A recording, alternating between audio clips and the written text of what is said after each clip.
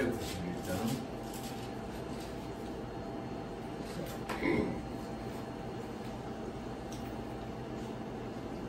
오 놀라운 구세주 예수 내 주 참 능력의 주시로다. 금마임이 잔전한 그곳으로 내 영혼을 숨기시네. 메마른 땅을 종일 걸어가도 나 피곤치 아니하며 저 위험한 곳 내가 이를 때면 은바 위에 숨기시고 주 손으로 덮으시네. 오 놀라운 구세주 예수 내 주 내 모든 짐 벗기시네. 죄악에서 날 끌어올리시며 또 나에게 힘 주시네. 메마른 땅을 종일 걸어가도 나 피곤치 아니하며 저 위험한 곳 내가 이를 때면 은바 위에 숨기시고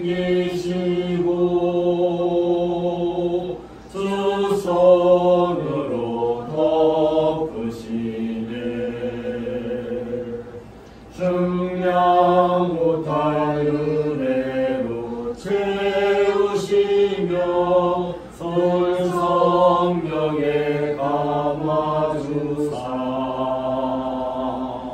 흥기군 중 주님을 찬양토록 내 믿음을 도우시네.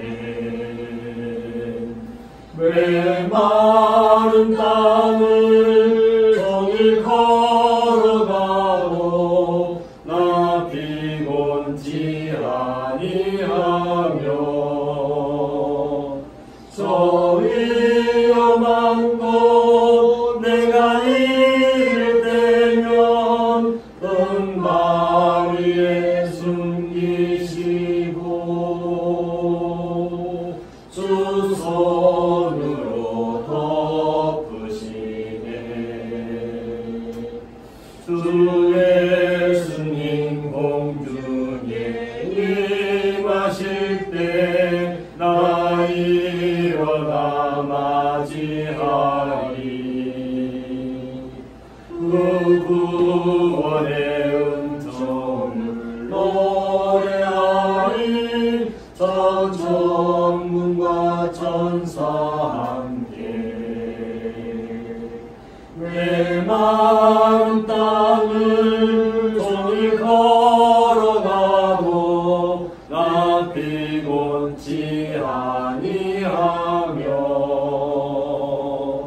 저 위험한 곳 내가 이를 때면 은바 위에 숨기시고 주 손으로 덮으시네.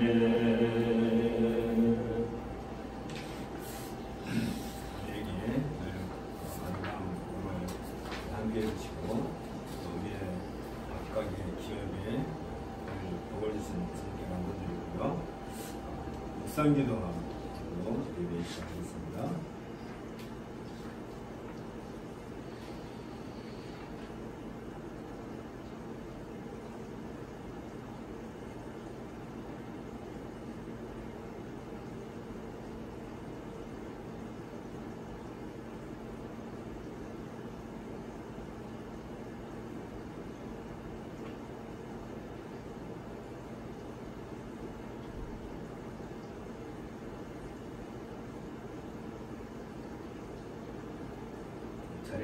일어나셔서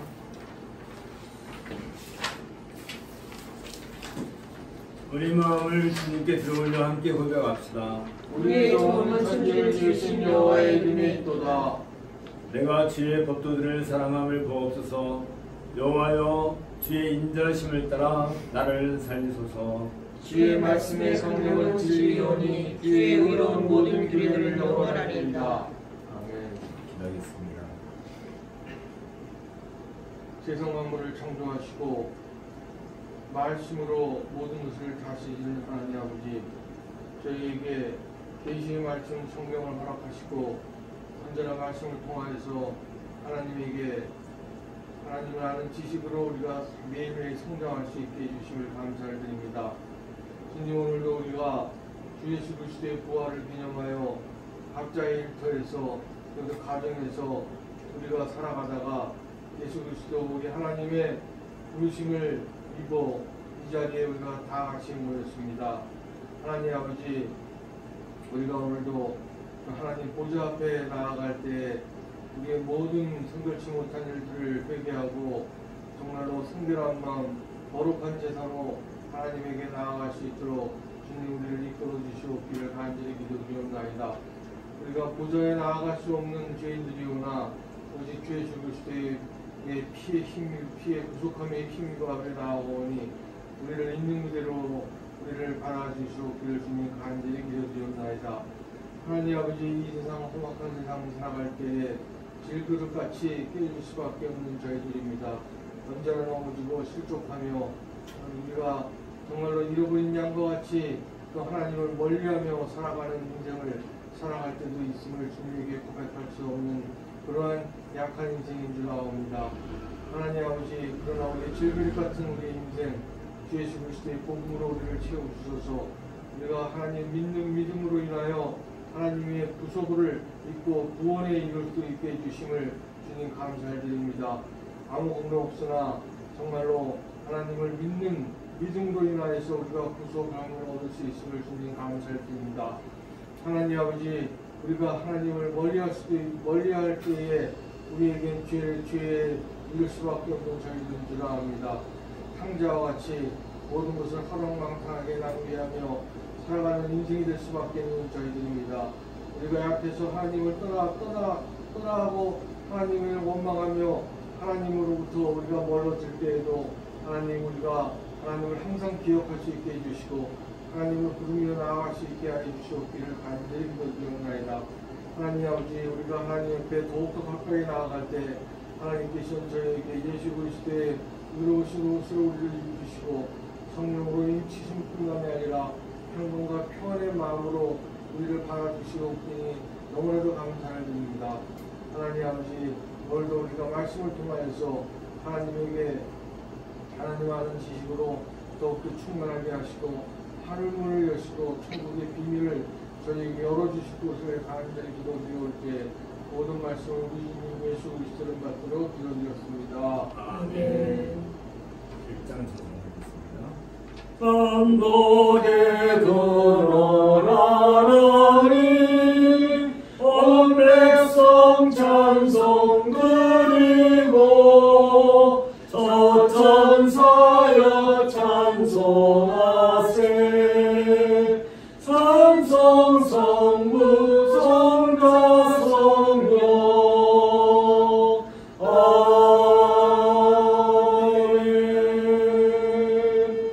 자리에 앉으시고요. 고백을 하면 시몬 베드로가 대답하여 이르되 주는 그리스도시요 살아계신 하나님의 아들이시니이다. 예수께서 대답하여 이르시되 바요나 시몬아, 내가 거기에 있도다. 이를 내게 알게 한 이는 혈육이 아니요 하늘에 계신 내 아버지시라. 또 내가 너에게 이르노니 너는 베드로가 내가 이 반석 위에 내 교회를 세우리니 그의 권세가 이기지 못하리라.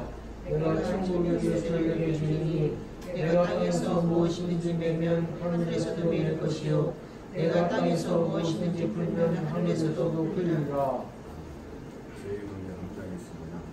여호와여, 주의 금의를 내게서 거두지 마시고 주의 인자와 진리로 나를 항상 보호하소서.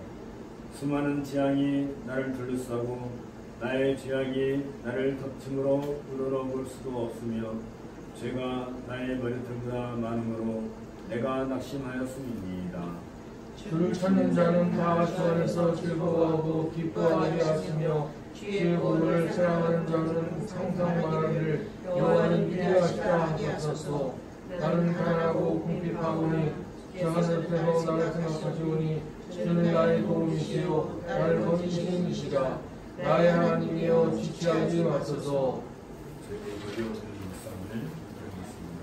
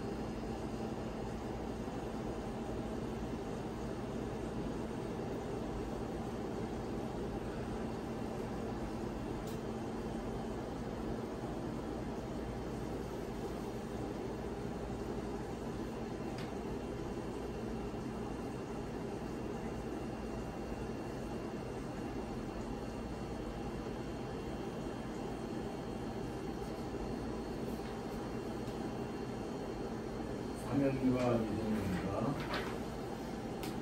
그러므로 우리가 믿음으로 의롭다하심을 받았으니 우리 주 예수 그리스도로 말미암아 하나님과 화평을 누리자. 또한 그로 말미암아 우리가 믿음으로 서 있는 이 은혜의 경험을 얻었으며 하나님의 영광을 바라고 즐거워하느니라. 아멘. 찬송가 15장 하나님의 크신 사랑.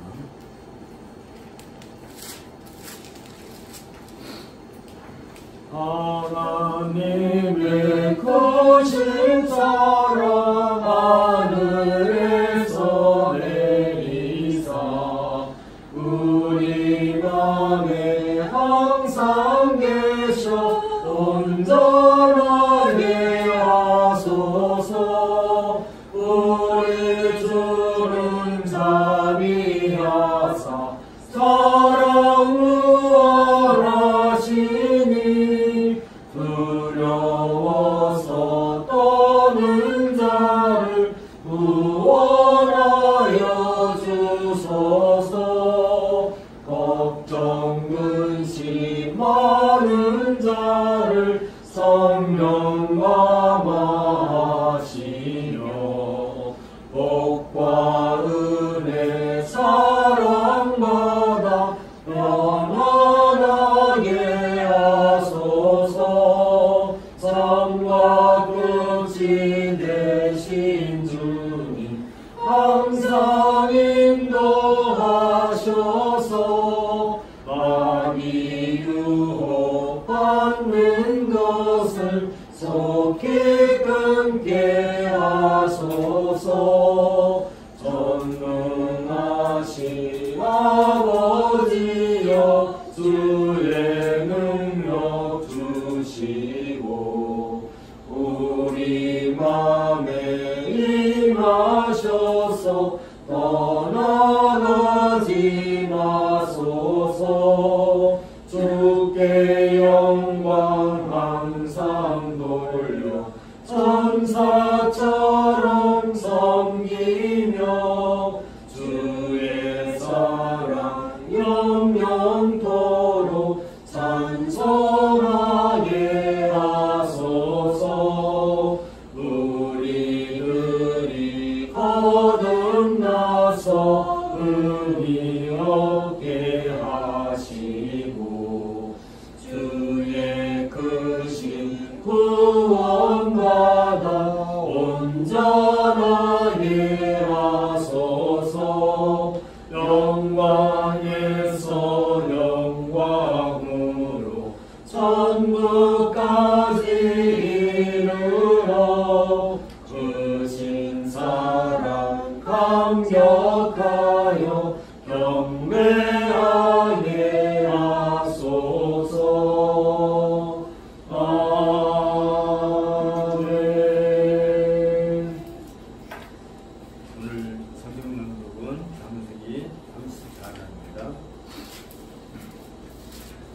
레아가 야곱에게 낳은 딸 디나가 그 땅의 딸들을 보러 나갔더니 히위 족속 중 하몰의 아들 그 땅의 추장 세겜이 그를 보고 끌어들여 강간하여 욕되게 하고 그 마음이 깊이 야곱의 딸 디나에게 연연하여 그 소녀를 사랑하여 그 마음을 말로 위로하고 그의 아버지 하몰에게 청하여 이르되 이 소녀를 내 아내로 얻게 하여 주소서 하였더라.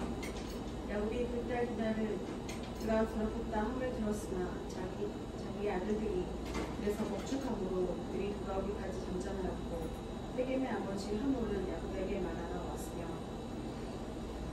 야곱의 아들들은 그래서 이를 듣고 돌아와 그들 모두가 근심하고 힘이 노하였으니 이는 세겜이 야곱의 딸을 강간하며 이스라엘에게 부끄러운 일을 행하지 못할 일을 행하였음이더라. 하몰이 그들에게 이르되 내 아들 세겜이 마음으로 너희 딸을 연연하여 하니 원하건대 그를 세겜에게 주어 아내로 삼게 하라. 너희가 우리와 통혼하여 너희 딸을 우리에게 주며 우리 딸을 너희가 데려가고 너희가 우리와 함께 거주하되 땅이 너희 앞에 있으니 여기 머물며 매매하며 여기서 기업을 얻으라 하고 세겜도 디나의 아버지와 그 남자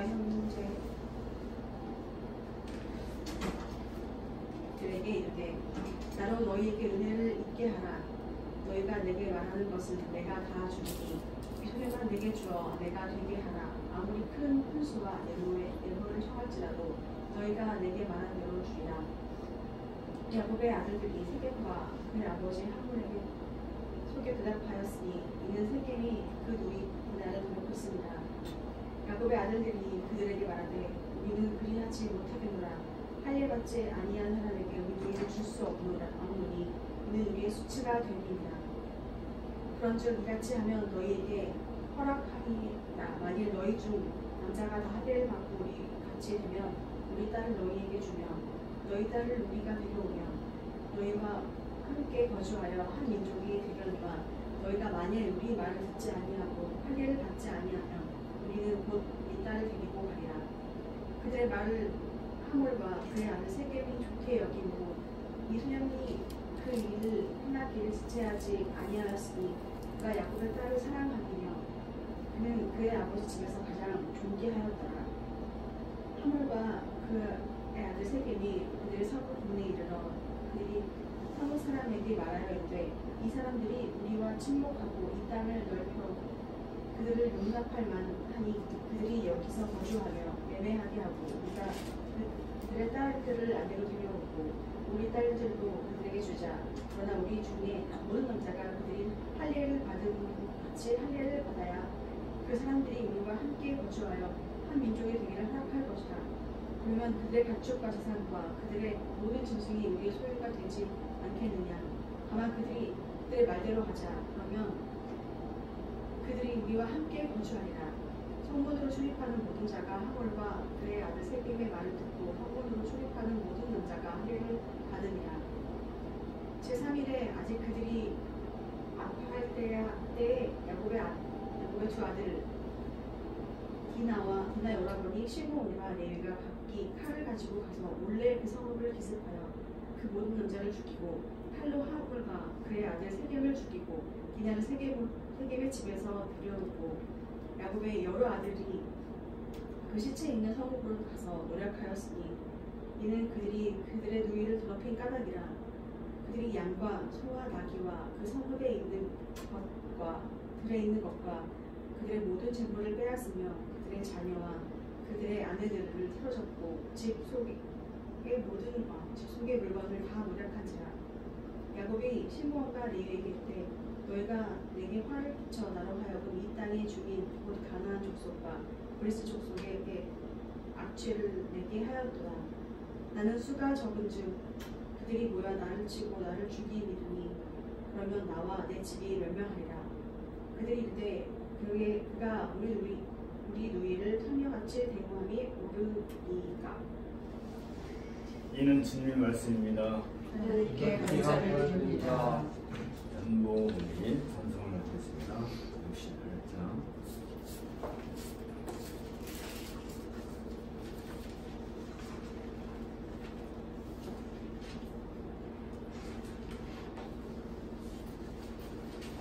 오 하나님 우리의 창조주시니 내 주님께 귀한 것 드립니다. 내 주께만 엎드려 경배드리며 내 주의 이름 높이 찬양하네. 오 하나님 우리의 대주제시여 큰 풍랑 일 때도 도우셨네. 죽음에서 우리를 구하셨으니 내 주의 이름 높이 찬양하네.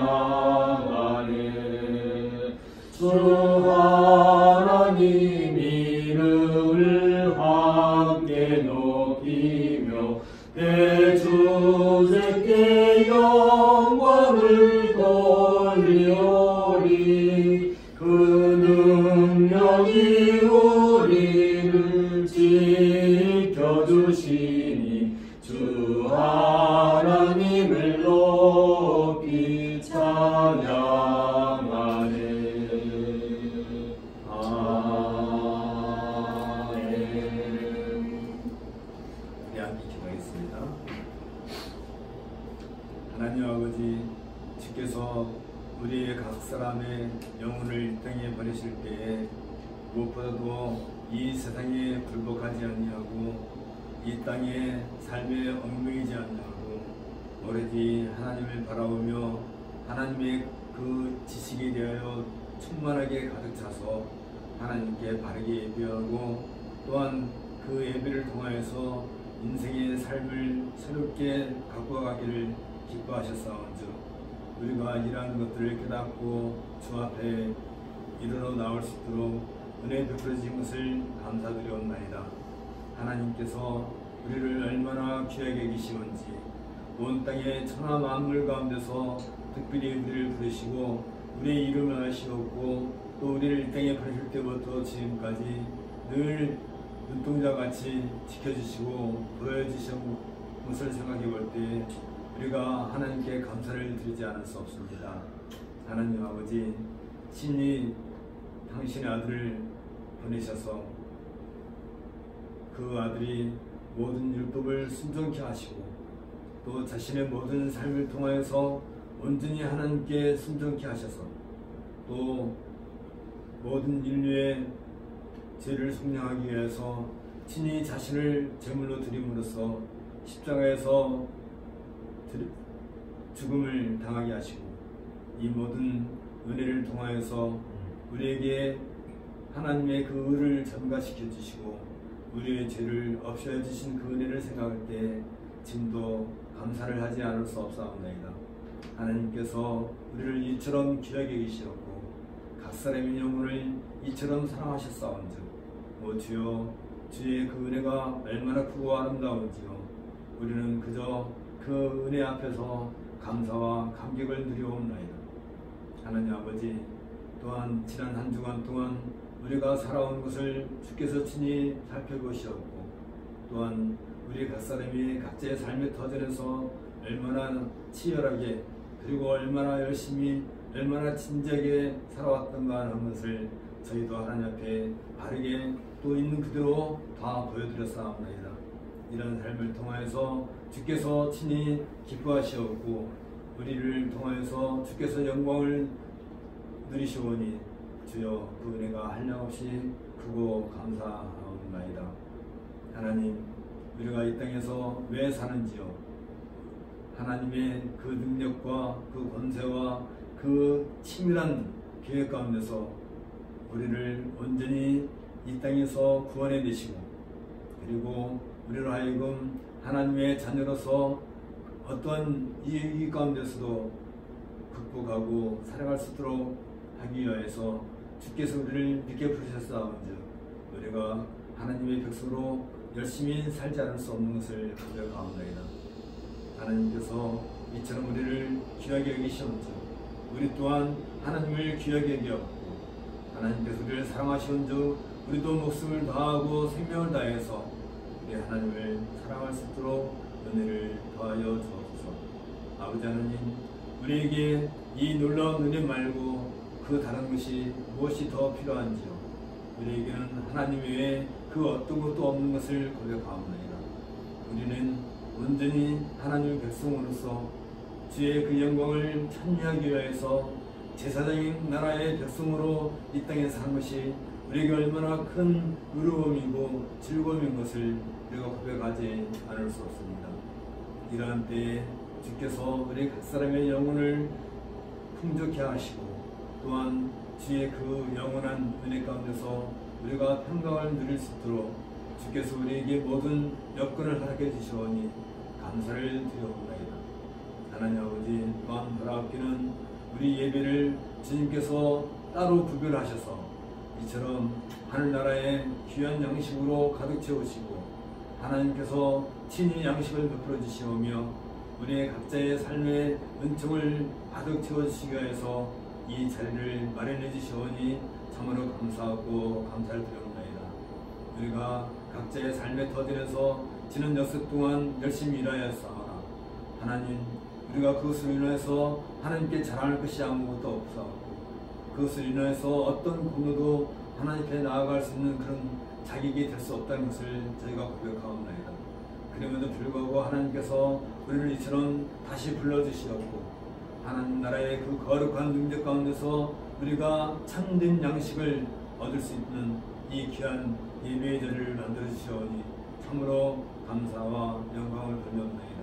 하나님 아버지, 우리가 이 땅에 사는 동안에도 이 예배의 자리가 얼마나 풍요롭고 아름다운지요. 이 날을 늘 기억하고 다시 만나는 그날까지 우리가 이 땅에서 더욱 열심히 살아갈 수 있도록 우리에게 날마다 은혜 위에 은혜를 더하여 주셨기를 간절히 소원하옵나이다. 하나님께서 말씀하시기를 그저 우리가 하나님 마당을 밟는 것이 하나님께 기쁨이 아니요 우리의 상한 심령을 주 앞에 나와 그대로 바쳐드리옵고 오로지 하나님의 은총을 간구하는 자들을 주께서 기뻐하신다 하셨사오니 하나님이여 우리의 상한 심령을 불쌍히 여겨 주셨고 우리가 하나님 앞에서 하나님의 그 말씀을 통하여서 우리의 지식이 날로 자라서 마치 어린 그리스도가 자라서 지혜에 장성한 것처럼 우리도 날마다 성장하는 그런 은혜를 더하여 주셨기를 간절히 바라고 원합니다. 우리가 오랫동안 교회를 다녔고 우리가 오랫동안 주의 말씀을 들었고 우리가 오랫동안 신앙생활을 하였으나 과연 그것을 인해서 우리가 무엇을 자랑할 수 있겠사오며 우리가 그것을 인해서 무엇을 지식으로 하나님 아는 지식으로 내놓을 수 있을지요. 하나님 아버지, 이러한 것들을 생각할 때 우리가 그동안 얼마나 나태하였고 게을른 것을 고백하지 않을 수 없습니다. 무엇보다도 하나님의 말씀을 잘 듣고 잘 배우고 잘 각성하여서 우리 안에 하나님의 말씀이 가득 충만하게 차는 것이 그게 하나님께서 가장 기뻐하시는 일인 것을 저희가 아옵나이다. 하나님 아버지, 저희가 일주일 동안 살아있는 동안에도 오로지 그 하나님의 말씀을 우리의 삶을 통해서 친히 체득하게 하고 또 때를 얻든지 못 얻든지 주의 말씀을 늘 묵상하는 가운데서 우리가 이것보다 더 큰 위로와 평강을 누리는 다른 것이 있어서 이런 위로와 평강을 누릴 수 없다는 것을 고백하고 오로지 주의 말씀으로 우리를 가득 채울 수 있도록 늘 은혜를 더하여 주시옵소서.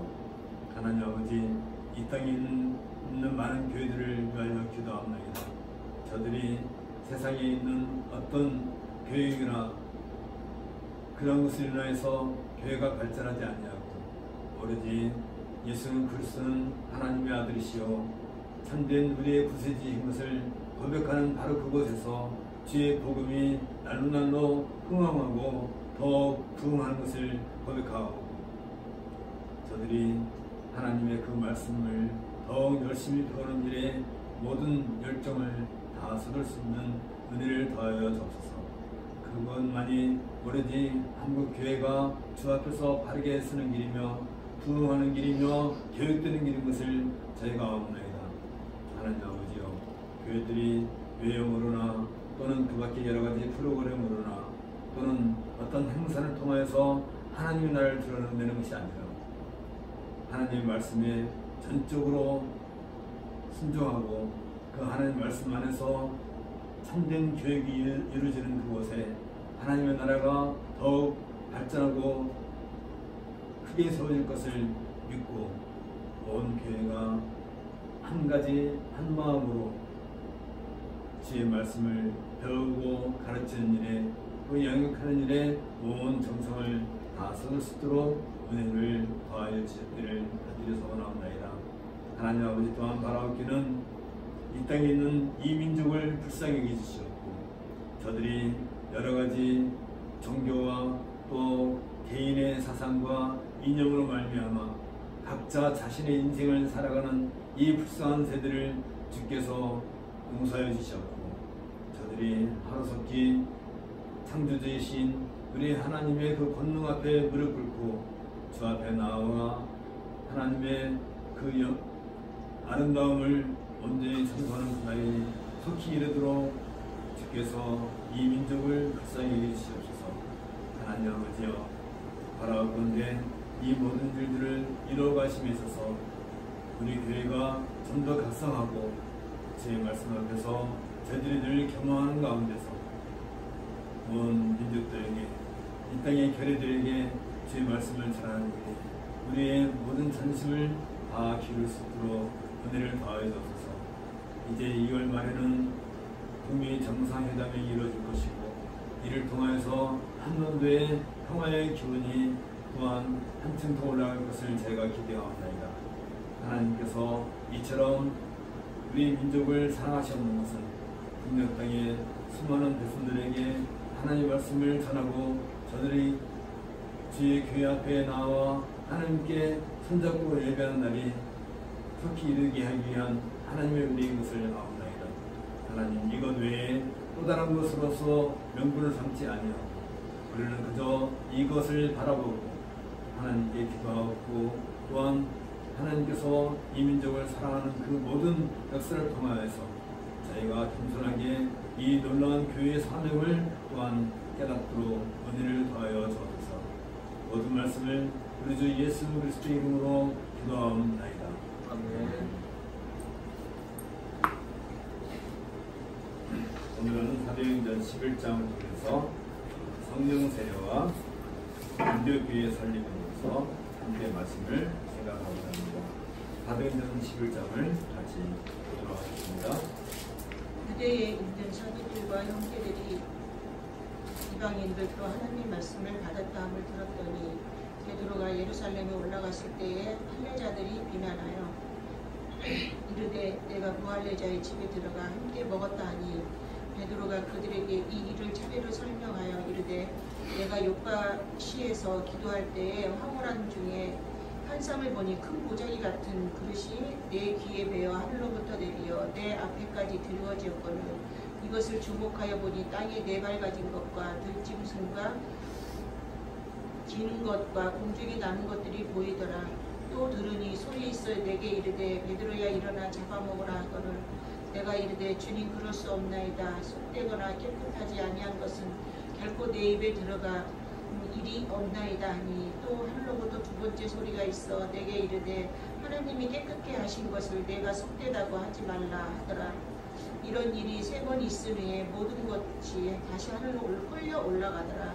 마치 세 사람이 내게 유숙한 집에 앞에 서 있으니 가이사라에서 내게로 보낸 사람이라 성령이 내게 명하사 아무 의심 말고 함께 가라 하시매 이 6 형제도 나와 함께 가서 그 사람의 집에 들어가니 그가 우리에게 말하기를 천사가 내 집에 서서 말하되 내가 사람을 요파에 보내어 베드로라 하는 시몬을 청하라.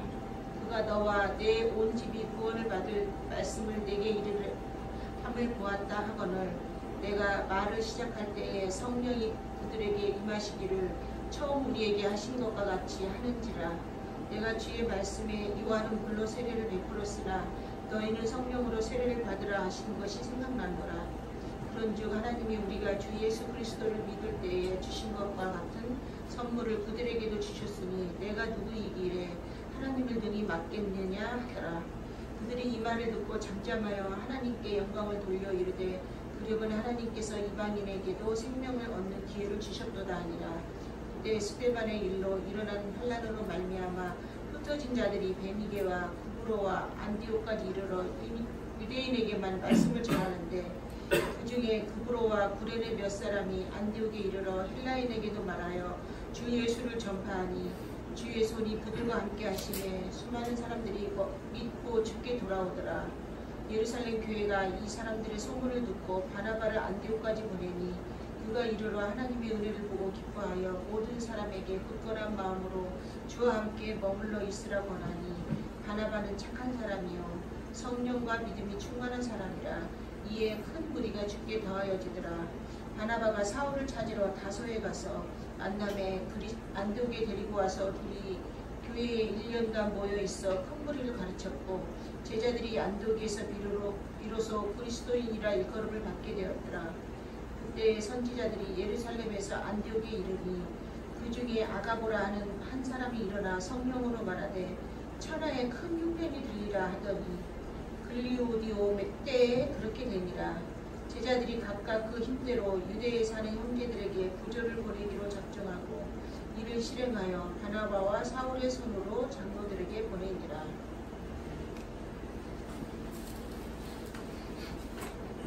사도행전 11장은 기독교 신앙의 기원과 발언과 관련해서 교회의 설립과 확장에 대한 중요한 정보를 제공해주고 있습니다.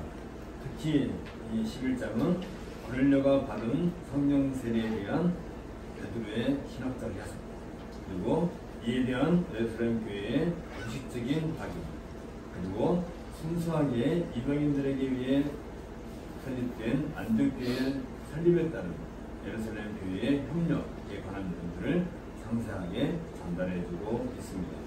이와 같은 일련의 신학적 자료는 이후 바울의 제1차 전도여행을 통해서 이방 지역의 교회들이 세워지는 발판으로 작용하고 있습니다. 고넬료의 회심 사건은 사도행전에 이룩된 중요한 사건 중 하나였는데 그것은 할례받지 않은 이방인이 세례를 받고 교회의 회원이 되었다는 점에서 깊은 관심을 가지게 합니다.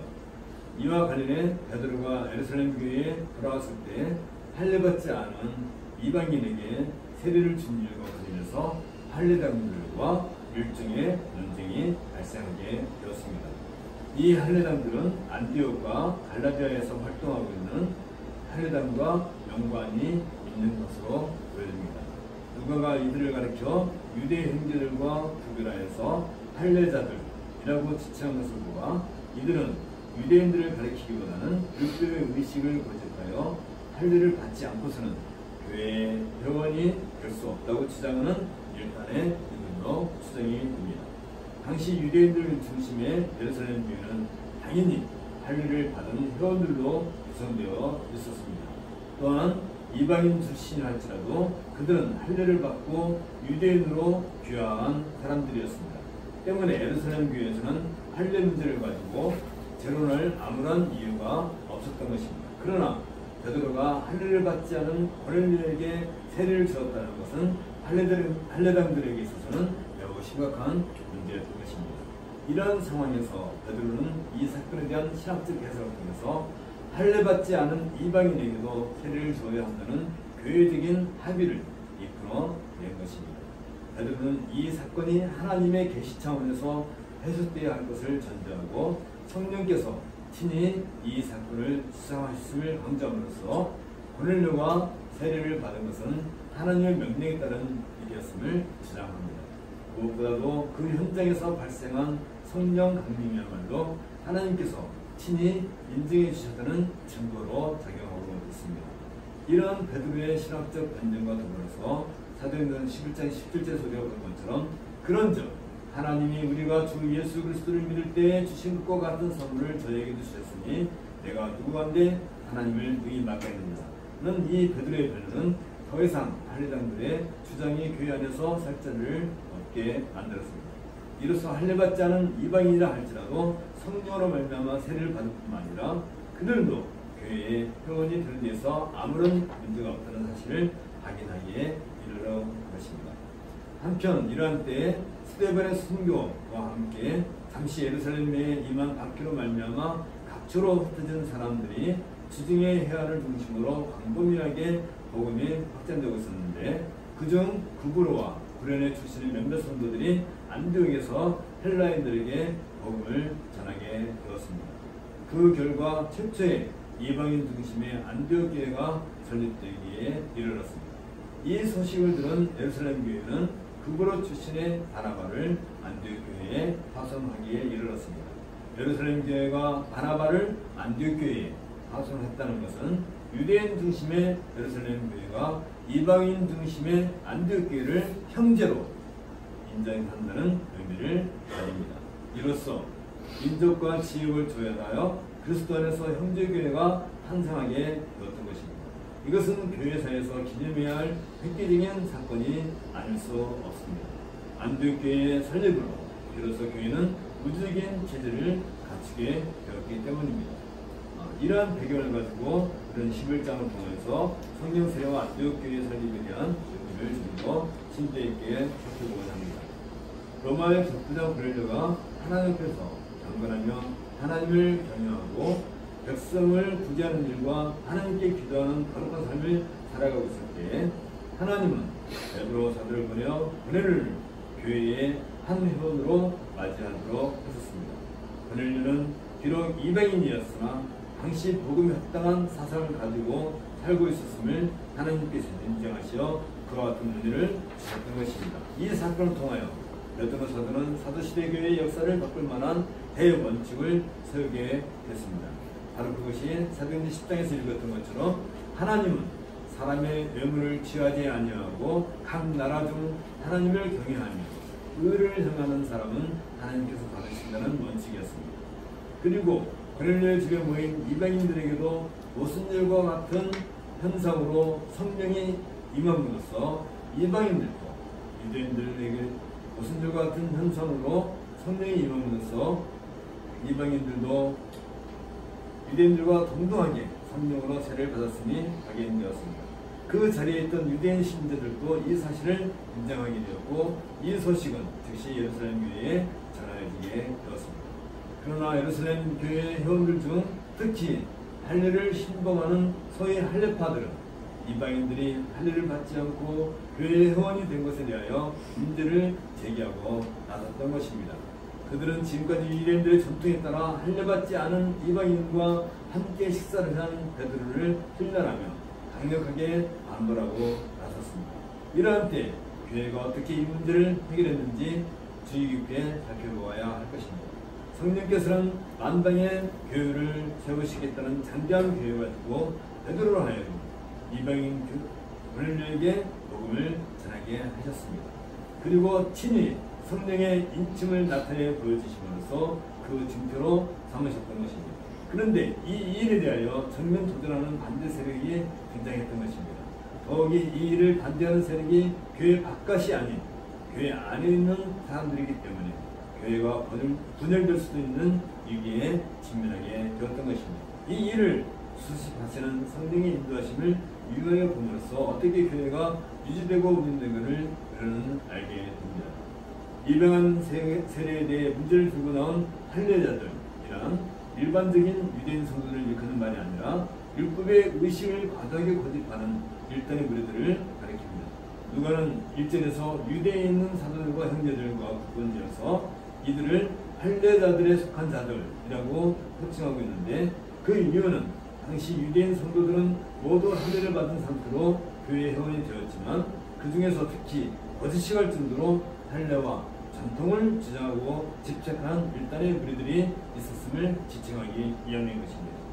이 할례파들은 이방인들이 모세의 율법을 지키고 유대인으로 귀화한 후 그 증표로 할례를 받고 교회의 회원이 됨으로써 그리스도의 복음을 따라 살아야 한다고 주장했던 것입니다. 때문에 고넬료와 권속들이 이러한 절차를 밟지 않고 교회의 회원으로 받아들인다는 것을 용납할 수 없다고 주장한 것입니다. 할례를 받는다는 것은 하나님께서 아브라함에게 특별히 세우신 은혜의 통로로서 하나님의 백성이 된다는 특별한 점을 주장하는 그들은 할례받지 않은 이방인들이 이처럼 크고 놀라운 하나님의 은총을 받을 수 없다고 생각했던 것입니다. 그래서 그들은 베드로가 이방인의 집에서 함께 음식을 나누고 그들에게 세례를 베푼 것에 대하여 문제를 제기하고 나섰던 것입니다.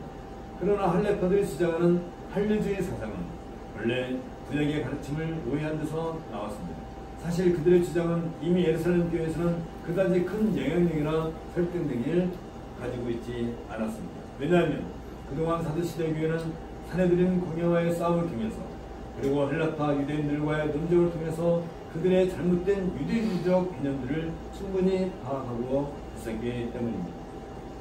더욱이 예수 그리스도의 오심은 이러한 유대주의적 사상이 가지고 있는 아집과 어린이로부터 벗어나 참된 자유와 구원을 이루기 위한 것임을 익히 알고 있던 사도시대의 교회들로서는 이들의 주장에 대해서 쉽게 요동을 일으킬 이유가 없었습니다. 단지 소수의 할례파들이 사도시대의 교회에서 아직도 자기들의 전통을 고집하고 있었을 뿐입니다.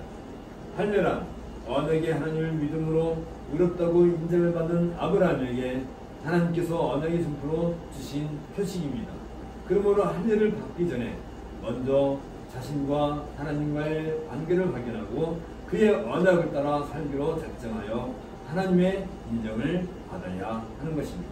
그리고 하나님은 아브라함이 하나님의 뜻을 따라 의를 이루었다고 인정하시어 그의 후손들 역시 할례를 받음으로써 아브라함의 믿음을 따라 의롭다고 인정해 주시기로 하셨던 것입니다. 그러므로 할례를 받은 아브라함의 후예들은 자기들의 믿음으로 하나님으로부터 의롭다고 인정을 받는 것이 아니라 그들의 조상인 아브라함의 의를 힘입어 하나님께 의롭다고 인정받았음을 상기해야 하는 것입니다. 이런 의미에서 성경은 아브라함을 믿음의 조상이라고 하는 것입니다.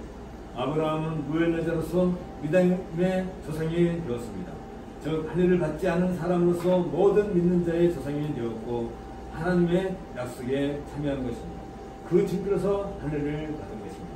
그리고 아브라함은 모든 믿는 자들이 하나님으로부터 의로 여기심을 얻게 하기 위하여 믿는 자의 조상으로서 할례를 받았던 것입니다. 그러므로 아브라함은 할례자의 조상뿐만 아니라 무할례자의 조상이 되기도 하는 것입니다. 나아가 그 자신이 믿음으로 말미암아 의로 여기심을 받았기 때문에 믿음으로 얻다고 여기심을 받은 모든 믿는 자들의 조상이 되었던 것입니다. 그럼에도 불구하고 교회와 사도들은 그들의 무지와 아집을 책망하지 않고 오히려 할례에 대한 의미를 새롭게 조명해 줌으로써 교회를 든든히 세워나가고 있음을 우리는 보게 됩니다. 당시 베드로 사도는 교회를 충분히 대표할 위치에 있었습니다. 따라서 할례를 극단적으로 주장하는 신자들을 잠잠하게 할 수도 있었을 것입니다.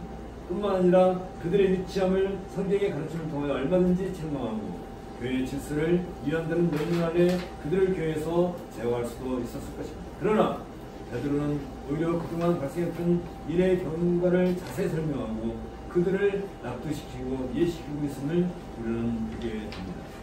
베드로는 고넬료의 가정에 성령이 임한 성령 이 사건의 의미에 대하여 여기 15절 17절에서 말을 하기를 내가 말을 시작할 때 성령이 저에게 임하시기를 처음 우리에게 하신 것과 같이 하는지라 내가 주의 말씀에 요한은 물로 세례를 주었으나 너희는 성령으로 세례를 받으리라 하신 것이 생각난다.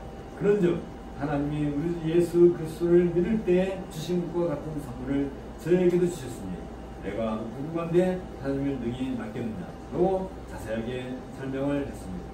베드로는 먼저 오순절에 임한 성령 강림과 고넬료의 가정에 임한 성령 강림을 같은 맥락에서 이루어진 일이라고 강조를 하고 있습니다. 그리고 주께서 승천하시기 전에 사도행전 1장 5절에서 요한 물로 세례를 베풀었으나 너희는 몇 날에 못 뛰어 성령으로 세례를 받으리라 고 하신 말씀에 따라 오순절 성령이 임하신 것은 그리스도께서 행하신 일임을 다시 한번 증거하고 있습니다. 나아가 성령 세례의 의미는 이미 그리스도를 믿을 때 하나님께서 선물로 주신 특별한 은혜임을 상기시키고 고넬료의 가정에 임한 성령 세례 역시 이미 그들의 삶이 교회의 가르침과 동일한 것이었음을 확인한 후에 하나님께서 그 사실을 명확하게 드러내시기 위해서 이방인에게도 성령 세례를 베푸셨음을 교회 앞에 소상하게 밝혔던 것입니다. 이러한 베드로의 확실한 해명을 받은 교회는 비로소 새롭게 교회의 사명을 발견할 수 있었습니다. 그리고 하나님께서 이방인에게도 생명 얻는 해결을 주셨다라고 인정하게 된 것입니다. 하나님께서는 교회를 인도하심에 있어서 조금도 무리어 없이 순리를 따라 역사를 진행하며 인도하신다는 사실을 우리는 여기에서 볼 수 있습니다. 만일 고넬료의 가정에 임한 성령 세례의 의미에 대하여 예루살렘 교회가 올바르게 깨닫지 못했다 한다면, 또한 그런 일이 발생하지도 않았다 한다면, 안디옥에 있는 많은 이방인 성도들에 대하여 예루살렘 교회는 그에 대해 대책을 마련하느라고 상당히 분주했을 것입니다. 그러나 하나님께서 고넬료에게 성령의 세례를 주시고 베드로로 하여금 이 사실을 확인하게 함으로써 무리 없이 예루살렘 교회가 자연스럽게 이 사건을 통해 밝히신 하나님의 의도를 받아들이게 하셨던 것입니다. 나아가 이방의 복음을 전하며 이방인 성도들도 그들과 한 지체가 됨을 확인하게 하셨던 것입니다. 이러한 일련의 사건을 통하여 성령의 세례에 대하여 새로운 사실을 우리가 정리할 수 있을 것입니다. 다시 한번 이 내용을 살펴본다면 오순절 예루살렘에 임한 성령 세례는 새로운 역사가 시작한다는 표식으로서 성령께서 공개적으로 임한 사건이었습니다. 그리고 이제부터는 성령께서 하나님의 나라를 운영하시며 그 백성들 곧 교회 안에서 친히 통치하신다는 증거로서 각 사람의 머리 위에 불의 혀 같은 형상으로 임재하셨던 것입니다. 그 결과 그리스도의 가르침을 받아 그 나라의 백성으로 부름받은 사도들과 성도들은 온전히 성령의 인도와 통치를 받게 되었던 것입니다. 이때부터 그들은 성령이 말하게 하심을 따라 방언을 말하고 하나님의 나라를 전파하는 능력을 얻게 되었던 것입니다. 그러므로 방언을 해야만 성령의 인침을 받았다든지 혹은 성령의 세례를 받았다든지 또는 성령의 충만을 받았다고 주장하는 것은 매우 잘못된 생각입니다. 왜냐하면 오순절의 성령 세례는 성령께서 하나님의 나라를 다스릴 새로운 왕으로 임재하시다는 증표였고 그 결과 이제부터 성령께서 교회를 주장하고 사도들이 증인으로서 증언하여 말하게 하신다는 의지로서 방언을 하게 했기 때문입니다. 따라서 당시 성령의 세례를 받은 제자들은 자기들의 의사를 나타내기 위하여 무슨 말을 한 것이 아니라 성령께서 말씀하고자 하신 하나님의 큰 일을 말했던 것입니다. 또한 사도행전 8장에 나온 것처럼 사마리아에 임한 성령 세례는 예루살렘뿐만 아니라 사마리아에서도 동일한 성령이 임재하시어 통치하신다는 사실을 분명하게 보여주고 있습니다. 나아가 사마리아 역시 예루살렘 교회와 동일한 위치에서 같은 성령의 인도를 따라 사명을 감당해야 한다는 증표로 사마리아 교회에게도 성령 세례가 임했던 것입니다. 그러므로 이 사건은 사마리아 교회 역시 예루살렘 교회와 하나의 동일한 교회이며 그 주체는 성령이심을 가지고 있습니다. 나아가 성령의 사역은 그리스도의 복음이 예루살렘에만 머물지 않고 사마리아를 거쳐 점차 확장되고 있음을 잘 보여주고 있는 것입니다. 그리고 이제 세 번째, 고넬료의 가정에 임한 성령 세례 역시 같은 의도를 가지고 하나님께서 선물로 성령 세례를 주셨던 것입니다. 특히 할례받지 않은 이방인에도 그리스도의 복음이 전해져야 하기에 하나님은 누구나 명확하게 그 사실을 인정할 수 있도록 고넬료를 통하여 이 일을 이루도록 하셨던 것입니다. 따라서 이방인에게도 복음이 전하였음 아무도 부인하지 못하게 되었습니다. 바로 이와 같이 역사의 중요한 시점에 성령의 세례가 임하였음을 알 수 있습니다. 처음에는 새로운 복음의 시대가 시작되었던 것을 선포하기 위해 예루살렘의 성령의 세례가 임했습니다. 이 오순절 성령 세례 사건은 성령께서 친히 교회의 왕이심을 만당히 알리는 사건으로 단회적인 독특한 사건이었습니다. 이후 사마리아 교회의 성령 세례가 임하게 되면서 사마리아 교회 역시 예루살렘 교회와 동등하다는 사실을 확인하게 되었습니다. 할례받지 않은 이방인도 교회의 한 회원님을 명확하게 보여주기 위해서 고넬료에게도 성령의 세례가 임했던 것입니다. 이 점을 보아 오순절 이후 사마리아와 고넬료에게만 성령의 세례는 하나님의 나라를 확장하는 성령의 의지를 사도시대의 교회에 확신시켜주기 위함인 것을 우리가 알고 있습니다. 되는 것입니다. 그들이 또한 모두 한 성령의 세례를 받았다는 공적성을 확인하는 증표가 되었습니다. 특히 고넬료의 의로운 삶이 하나님께 인정되면서 할례받지 않은 이방인들에게도 복음이 전파되는 길이 열리게 된 것입니다. 이러한 신앙을 가졌고 하나님께서 인정을 하셨기에 고넬료는 한 시대의 역사를 이끌어가는 이정표적인 생애를 살 수 있었던 것입니다. 또한 바드로는 고넬료의 가정에 임한 성령의 세례를 통해서 이제 복음이 유대인뿐만 아니라 할례받지 않은 이방인에게도 거리낌 없이 전파됨을 확인하고 사도시대의 교회가 나가야 할 새로운 이정표를 확인하게 되었던 것입니다. 예루살렘 교회가 성령의 인도를 따라서 교회적 사명을 깨닫고 이방인에게도 복음이 전해지고 있음을 확인하고 있을 그때 다른 한쪽에서는 스데반 집사로 인해 박해 사건으로 각처에 흩어져 살던 성도들에 의해 복음이 곳곳에서 확장되고 있었습니다.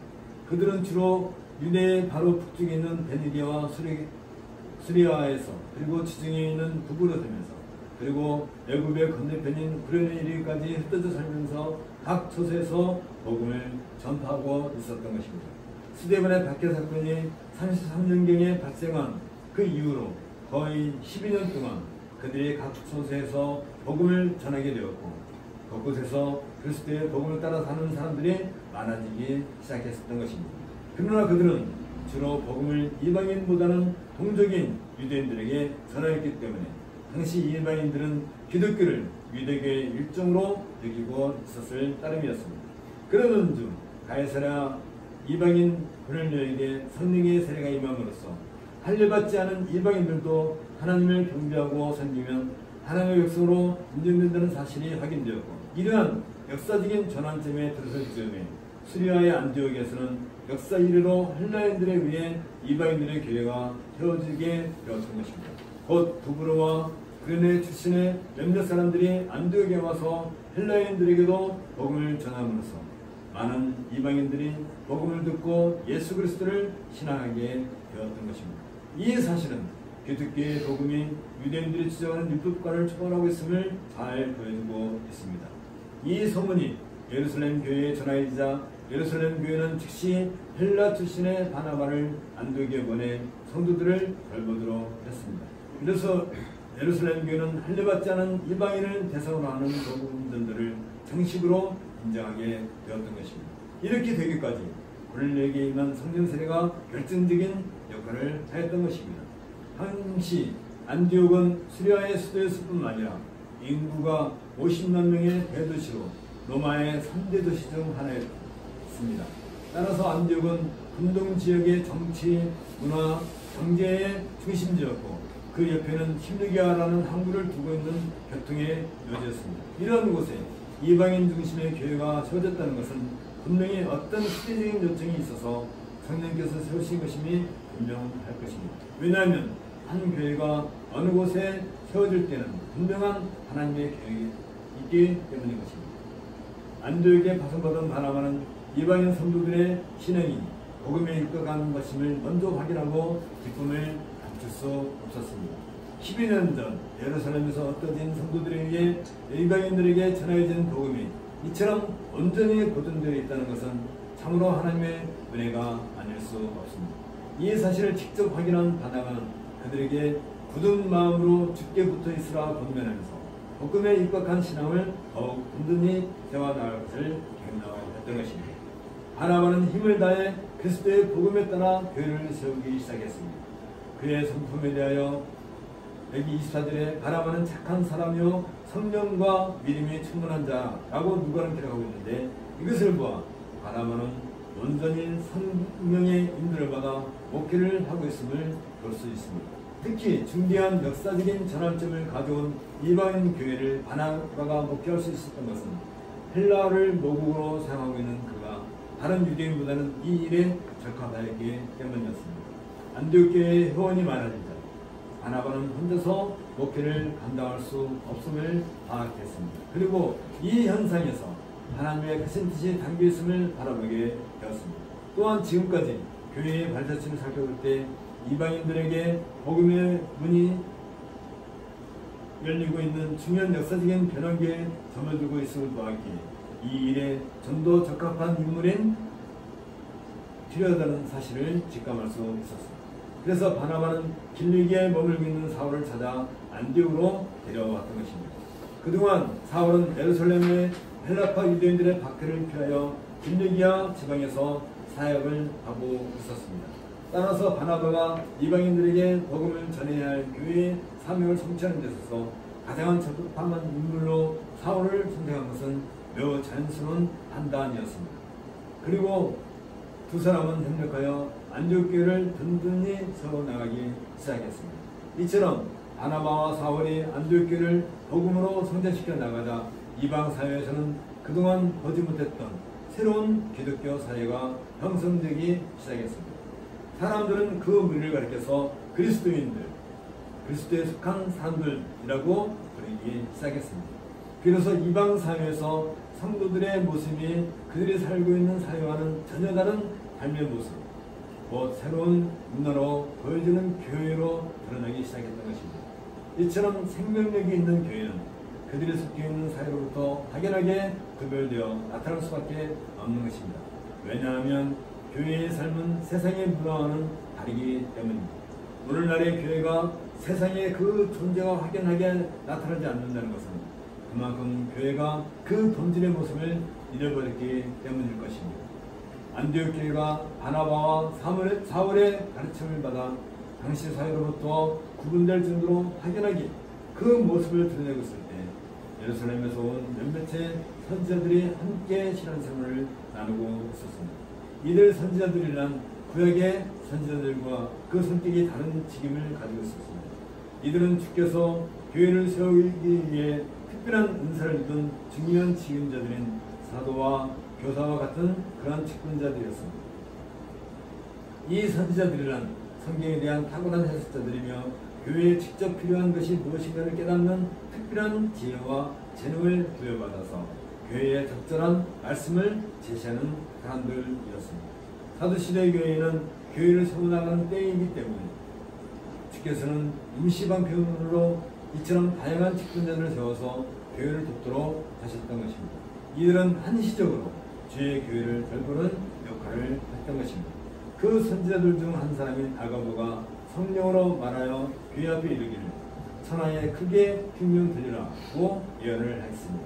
이 예언은 가까스로 사도시대의 교회가 안정을 찾을 만할 때 천하가 흉년이 들어 또다시 어려움에 뭉쳐가게 될 것을 암시해주고 있습니다. 그러나 이처럼 달갑지 않은 내용을 성령께서 미리 선지자를 통해 알려주시는 것은 특별한 이유가 있었습니다. 왜냐하면 이때 흉년으로 인하여 안디옥 교회가 해야 할 일이 무엇인가를 알게 되었기 때문입니다. 곧 하나님의 복음으로 부름받은 성도들로 구성된 교회는 어느 곳에 위치하고 있든지 한 지체로서 서로 협력해야 한다는 진리를 엄소 체험하기에 이르게 된 것입니다. 성령의 예언에 따라 글라우디오 황제 때 오랜 가뭄이 계속되었습니다. 그 흉년의 기간은 44년부터 48년으로 지정됩니다. 그 결과 유대에 있는 형제들이 심한 타격을 입게 되었습니다. 다행히 안디옥 교회는 큰 도시에 있어서 다른 곳보다는 타격이 덜했던 것입니다. 그러나 안디옥 교회는 자기들의 타격이 경미한 것으로 안심하지 않고 무언가 자기들이 할 일을 찾기 시작했습니다. 그리고 즉시 모든 성도들이 힘을 모아 유대에 있는 형제들을 위해 구조를 작정하고 연보를 모으기 시작했던 것입니다. 특히 관심을 끄는 것은 안디옥 교회 성도들이 유대에 있는 성도를 형제라고 인식하고 그들을 위해 연보를 모았다는 점입니다. 한 번도 얼굴을 대한 적이 없는 예루살렘 교회를 형제라고 여겼다는 것은 그들 생각에 이방이라든지 유대인을 구별하지 않고 오로지 주의 복음 안에서 한 형제임을 확인하고 있음을 잘 보여주고 있습니다. 여기서 안디옥 교회를 성장시키신 성령님의 의도를 엿볼 수가 있는 것입니다. 그 첫 번째가 이방인들에 의해 세워진 교회라 할지라도 복음으로 세워진 교회라면 성령께서 친히 인도자가 되어준다는 사실입니다. 그러므로 교회를 운영하는 것은 성령이시며 사람이 아님을 확인할 수 있습니다. 그 두 번째는 교회는 꼭 필요한 일꾼들에 의해 성령께서 든든히 세워나가신다는 사실입니다. 성령께서는 처음에 바나바를 보내셔 복음을 가르치게 하셨고 후에는 좀 더 복음전도를 위해 준비된 사울을 보내시어 안디옥교를 성장시키셨습니다. 이것은 성령께서 교회의 일꾼들을 준비시키시고 세우심을 보여줍니다. 그 세 번째는 성령께서 교회를 인도하실 때 그 시대의 역사적 이정표를 세울 만한 사명과 역할을 깨닫게 하신다는 사실입니다. 적어도 안디옥교회는 이방 교회와 유대인 교회의 담을 허무는 매우 중요한 역사적 사명을 완수함으로써 모두가 성령 안에서 한 교회의 지체임을 발견하게 된 것입니다. 이렇게 함으로써 안디옥교회는 장차 복음 전도의 중심지가 되는 교회로 성장할 수 있었던 것입니다. 이러한 시대적 사명의식을 가진 안디옥교회는 이제 바야흐로 이방 세계를 향한 본격적인 복음 전도 사역을 펼칠 수 있었습니다. 그것이 이제 사도행전 13장부터 나오는 바울 사도의 복음 전도 여행이 될 것입니다. 이런 내용을 다시 한번 다음에 생각해 보도록 하겠습니다. 함께 기도하겠습니다.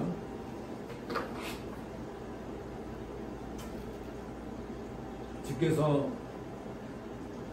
한 교회를 세우실 때 그저 막연하게 세우지 아니하고 역사적으로 충분히 그 배경을 갖추게 한 후에 이제 그 교회를 세우는 것을 우리가 역사를 통해서 배우게 되었나이다.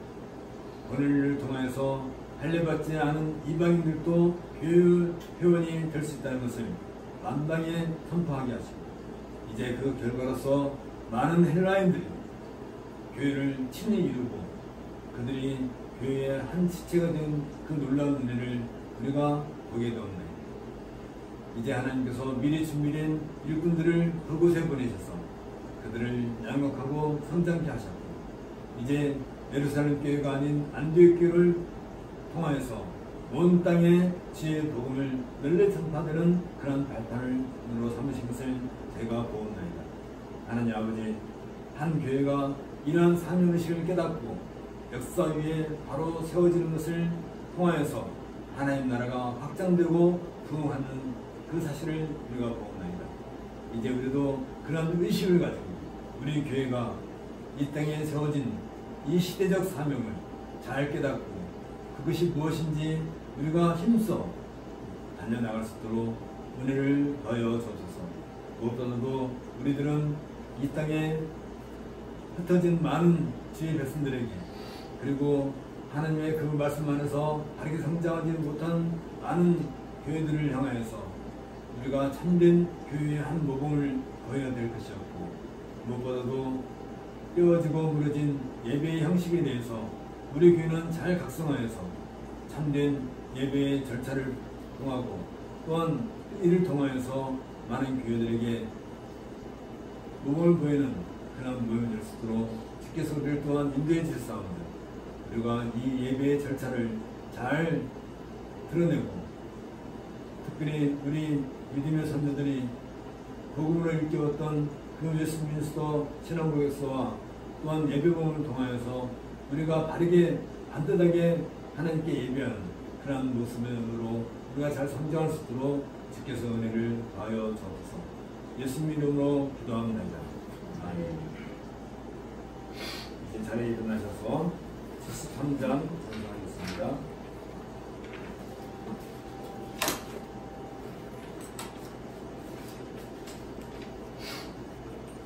내 눈을 들어 살피니 내 눈을 들어 두루 살피니 살아리라.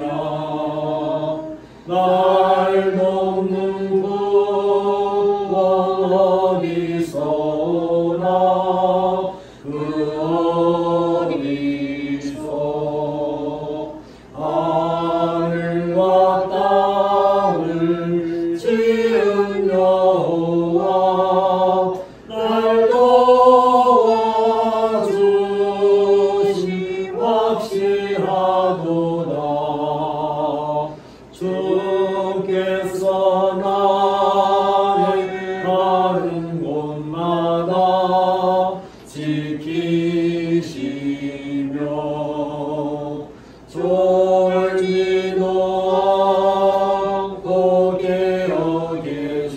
지켜서 늘 지키네. 이스라엘을 지키시느니 쉬지도 않고 살펴주시네. 여호와 나의 보좌시니 늘 지키며 오른발 들어 보호하시고 그늘 매서 낮에는 내가 삼지 못하며 또 밤에 달이 해치 못하네. 여호와 나의 영혼 지키사 벌보시며 내 모든 죄를 사해 주시고 늘 지키네. 이제로부터 영원 무궁히 주 나의 주님 지켜주시니. 아멘. 주 예수 그리스도의 은혜와 하나님의 사랑과 성령의 교통하심이 너의 무료와 함께 있을지어다. 아멘. 3장 성경 가겠습니다. 성부 성자와 성령 찬송과 영광 돌려보내세. 태초로 지금까지 오염